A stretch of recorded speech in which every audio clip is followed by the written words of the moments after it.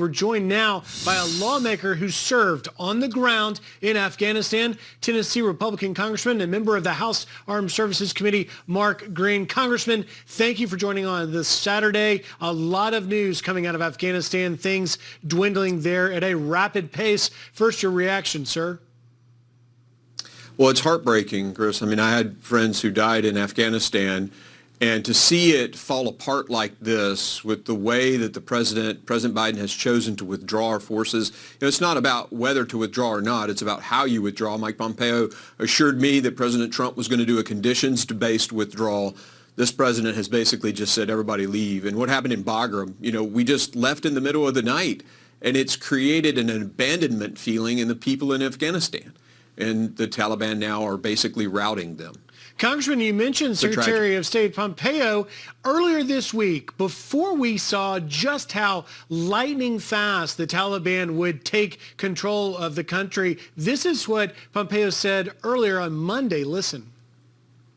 We spent 20 years building up the Afghan National Security Forces, providing them training, weapons, all the skill sets that they need to defend their own country. It's their time. Everyone knew that this day would come, that eventually the Afghan security forces had to stand up to protect their own.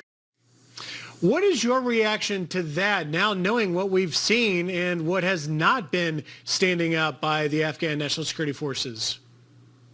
Yeah, I think it goes back to the way the current president, President Biden, is withdrawing. We didn't even tell the Afghans we were leaving Bagram Air Force Base. They just walked in and said, oh, wait, the Americans are gone.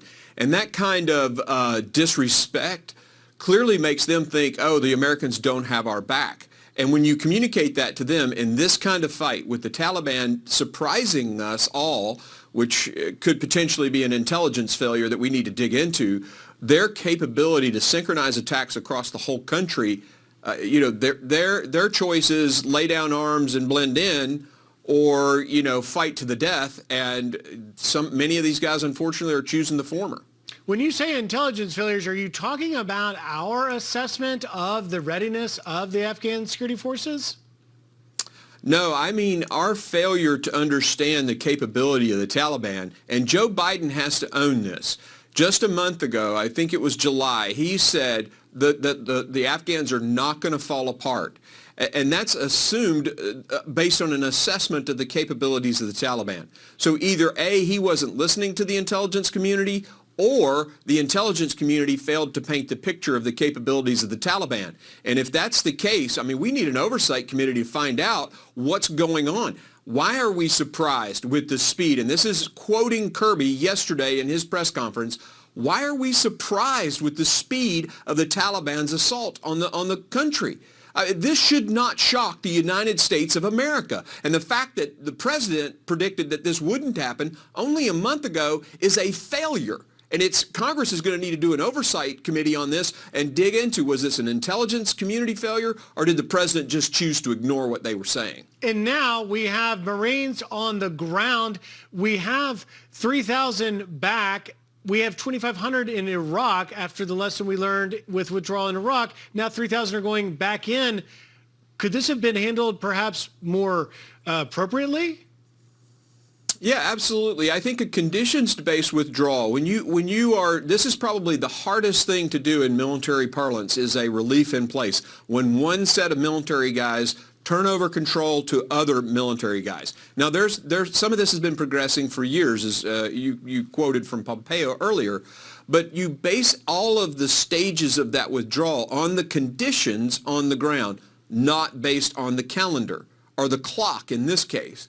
And that's the way Biden has done it. And that time-based versus conditions-based withdrawal is what's resulted in the Afghans feeling abandoned and losing the will to fight.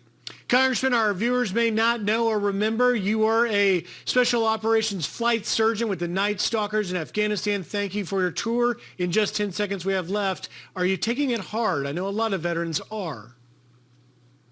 Of course. I lost some very close friends there in Afghanistan.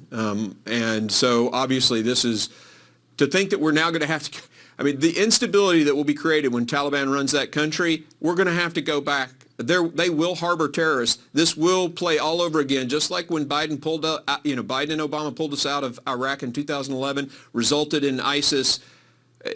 This is a record that's playing over again. Same leadership, same failure. Congressman Mark Green, thank you for taking time. Thank you for your service, sir. Thank you.